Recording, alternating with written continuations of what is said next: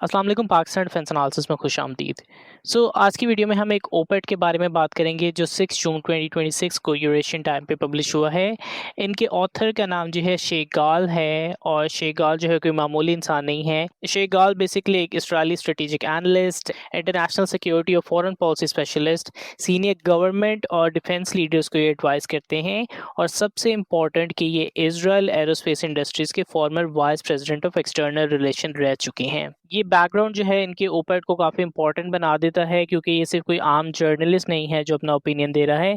ये एक ऐसी पर्सनालिटी है जो US Pakistan Israel defence relationship को इनसाइडर के पर्सपेक्टिव से जानता है, और ये F-16 को भी बहुत अच्छी तरह से जानते हैं, गिवन द फैक्ट कि इजराइल की जानिब से F-16 की सबसे लार्जेस्ट फ्लीट ऑपरेट की जाती है apart from United states of America. तो इस वजह से इनका ओपेट जो है वो काफ़ी इंटरेस्टिंग बन जाता है।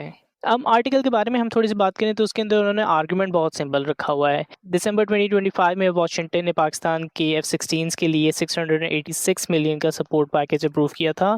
ये सिर्फ स्पेयर पार्ट्स नहीं थे, इसमें लिंक 16 के tactical data link, cryptographic equipment, avionics update, identification systems, secure communication, mission software, simulators, training, logistic support, ये तमाम चीज़ें जो थी इसके अंदर शामिल थी। और उनका आर्गुमेंट ये है कि ये टेक्नोलॉजी जो है ये पाकिस्तान को नहीं दी जा रही, ये चाइना को असल में मिल रही है। उनकी लॉजिक ये है कि पाकिस्तान का डिफेंस इकोसिस्टम चाइना के साथ डीपली इंटीग्रेटेड है। पाकिस्तान एरोनॉटिकल कॉम्प्लेक्स और एविक ने मिलकर GF-17 थंडर बनाया है। पाकिस्तान चाइनीज़ प्लेटफॉर्म ऑपरेट करता है, Chinese weapons, Chinese sensors, Chinese logic, और इसके साथ साथ जो है F-16 भी वो ऑपरेट कर रहा है। और ये कि चाइनीज़ इंजीनियर्स जो है पाकिस्तान के इकोसिस्टम में काफ़ी क्लोज हैं। तो इन एसेंस उसकी वजह से चाइनीज़ जो है इस टेक्नोलॉजी को हासिल कर सकते हैं। और ये कि इसके लिए चाइनीज़ इंजीनियर्स को F-16 का पूरा ब्लूप्रिंट नहीं चाहिए होगा, सिर्फ एक्सपोजर ही उनके लिए काफ़ी होगा। Calibration, updates, testing, maintenance procedure, radar modes, link 6 का ट्रांसमिशन पैटर्न, IFF सिस्टम, ये सब बिहेवियरल सिग्नेचर्स हैं। ये सीखने के लिए ब्लूप्रिंट्स की ज़रूरत नहीं होती है, बस आपने इनको ऑब्जर्व करना है, और इस ऑब्जर्वेशन की बेस पे जो है चाइनीज़ जो है ख़ुद को डेवलप कर रहे हैं।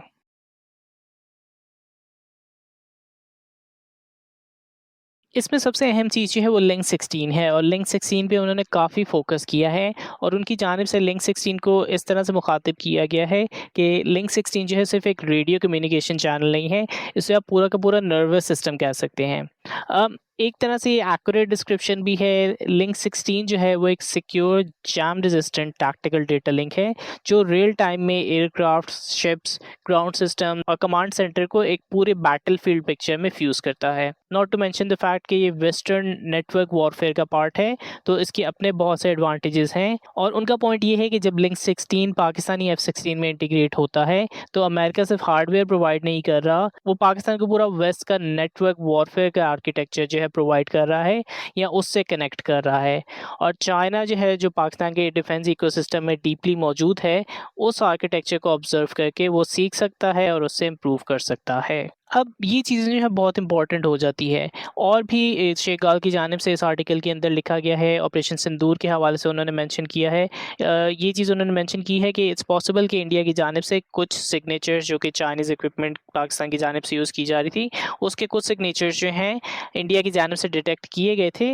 लेकिन चाइना के लिए एक अपॉर्चुनिटी थी कि वो उससे मज़ीद सीख सकता था, और पाकिस्तान के थ्रू जो है उन्होंने बेसिकली अपने आर्किटेक्चर को मज़ीद इम्प्रूव किया है इस पूरे ऑपरेशन सिंदूर के फियास्को से। बट ये चीज़ें जो मैंने मेंशन की हैं वो ऑब्वियसली इंपॉर्टेंट हैं। जो सेकंड पार्ट या दूसरी चीज़ जो इसको इम्पोर्टेंट बनाती है, वो ओरिजिनली जो मैंने चीज़ कही कि इनके इजरायली गवर्नमेंट ऑफिशियल्स और डिफेंस ऑफिशियल्स के साथ बहुत गहरे ताल्लुक हैं, और ये उनके हिसाब से भी पॉलिसी मेकिंग में बहुत अहम किरदार अदा कर सकते हैं।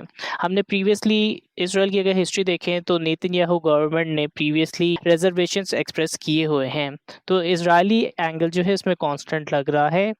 Not to mention the fact कि ऑब्वियसली पाकिस्तान के पास जो है न्यूक्लियर वेपन्स भी हैं, उसके हवाले से भी इजरायली गवर्नमेंट की जानिब से वक्तन फ़वक्तन रिजर्वेशंस दिखाई जाती रहती हैं। तो इनके आर्टिकल से ऐसा लगता है कि उन्होंने डिफेंस इंडस्ट्री पर्सपेक्टिव से जो है इस तमाम चीज़ को हाईलाइट करने की कोशिश की है, लेकिन इसकी बहुत इंपॉर्टेंट पॉलिटिकल कमेंट्री भी जो है वो उसके बैक एंड पे ऑब्जर्व की जा सकती है। अब इसी की मैं एक मिसाल जो है ऑब्वियसली दे सकता हूँ। मिसाल के तौर पे हिस्टोरिकली अगर आप देखें तो इजरायली एयरफोर्स की जानिब से लावी की डेवलपमेंट की गई थी।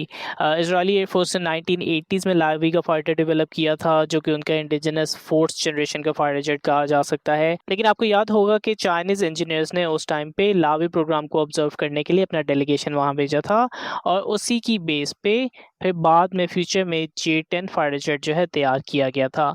मैं ये नहीं कह रहा कि इजरायली लावी फाइटर जेट जो है वो एग्जैक्टली J-10C फाइटर जेट की रेप्लिका है, लेकिन उससे बहुत सी ऑब्जर्वेशंस, बहुत सी चीज़ें जो है चाइनीज़ की जानिब से हासिल की गई थी, और उन इनपुट्स को, उन ऑब्जर्वेशंस को बुरोकार लाते हुए फ्यूचर के अंदर उन्होंने अपना फाइटर जेट डेवलप किया। और ये पॉइंट मैं अगेन हाईलाइट इस वजह से भी करूँगा कि जो फाइटर जेट चाइना की जानिब से J-10 डेवलप किया गया है वो एग्जैक्टली लावी की कॉपी इस वजह से भी नहीं है, क्योंकि चाइना ने बहुत अरसे इसको डेवलपमेंट के अंदर लगाया है, और इसके अंदर भी फ्यूचर में 3 डिफरेंट डेवलपमेंट साइकिल्स यानी J-10A, फिर उसके बाद J-10B, और लास्टली इनका सबसे इंपॉर्टेंट J-10C जो है उनकी जानिब से डेवलप किया गया। तो इन एसेंस वही बात आ जाती है कि चाइना की जानिब से इजरायली फाइटर जेट से बहुत सी ऑब्जर्वेशंस हासिल की गई हैं, और वो ऑब्जर्वेशंस उनके लिए काफ़ी थी, जिनको बाद में जाके उन्होंने इस्तेमाल किया और अपने लिए एक बेहतर फाइटर जेट डेवलप किया। तो अगर मैं इस आर्टिकल को सम अप करने की कोशिश करूँ तो ऐसा नहीं है कि जो आर्ग्यूमेंट्स उनकी जानिब से प्रेजेंट किए गए हैं वो लॉजिकल नहीं है। ऑब्वियसली एक कोहेरेंट आर्टिकल उनकी जानिब से प्रेजेंट किया गया है, और टू बी ऑनेस्ट ये एक नेचुरल आर्गूमेंट भी है। ऐसा नहीं है कि पाकिस्तान चाइना जो है आपस में अगर मिलिट्री टेक्नोलॉजी या डिफेंस टेक्नोलॉजी शेयर कर रहे हैं या उसके हवाले से इनसाइट्स या नुआंसेस शेयर कर रहे हैं, तो ऐसा बाकी ममालिक के दरमियान में नहीं हो रहा। इजराइल और अमेरिका के दरमियान भी आई एम श्योर कि सेम इसी तरह की कम्युनिकेशन मौजूद होगी। सेम विद द फैक्ट कि इंडिया और रशिया के दरमियान में भी इसी तरह की कम्युनिकेशन मौजूद होगी। So it is not something जो कि एक नेचुरल प्रोग्रेशन नहीं है, बट द पॉइंट वही आ जाता है कि बैक पे जो जियोपॉलिटिकल आस्पेक्ट है वो ख़तरनाक या अलार्मिंग आस्पेक्ट आप उसको कह सकते हैं कि उनकी जानिब से एक नैरेटिव डेवलप करने की कोशिश की जा रही है पाकिस्तान के F-16 के हवाले से। और पाकिस्तान के F-16 जो है, जैसे कि आप जानते हैं, ना सिर्फ पाकिस्तान एयरफोर्स के अंदर बहुत ज़्यादा फेमस है, लेकिन फॉर सम ऑड रीज़न वो एक बहुत बड़ी थ्रेट के तौर पे जो है उन ममालिक की जानिब से देखे जाते हैं जिनके पाकिस्तान के साथ काफ़ी ख़राब रिलेशन है या रिलेशन है ही नहीं। So on the basis of that, on the essence of that, I wouldn't be surprised कि ये चीज़ जो है पाकिस्तान की F-16 की इक्विपमेंट्स या सप्लाईज़ को रुकवाने के लिए एक तरह का नैरेटिव बिल्ड करने की कोशिश ना की गई हो। ऑब्वियसली माजी में जिस तरह से नैरेटिव बिल्ड किए जा चुके हैं इसराइल की जानिब से, सो ये कोई बहुत ही नई चीज़ नहीं होगी, बट दिस इज़ समथिंग जो कि ऑब्वियसली सीरियसली कंसिडर की जानी चाहिए। लेट मी नो कि आपका इस हवाले से क्या पर्सपेक्टिव या ओपिनियन है। Let me know in the comments. तब तक के लिए Pakistan defence analysis out. Good bye.